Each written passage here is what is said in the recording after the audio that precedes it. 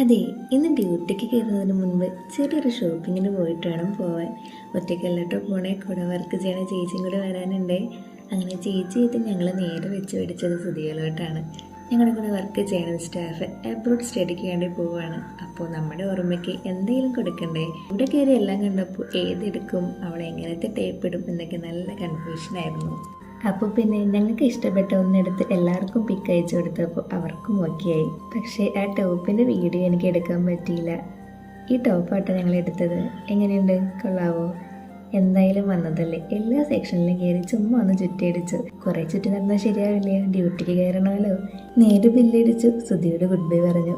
പോണ വഴിയിലെ കടകളൊക്കെ ക്രിസ്മസിനെ വരവേറ്റ് തുടങ്ങിയിട്ടോ. പലതരം സ്റ്റാറുകളൊക്കെ മിന്നിത്തിളങ്ങുണ്ടായിരുന്നു.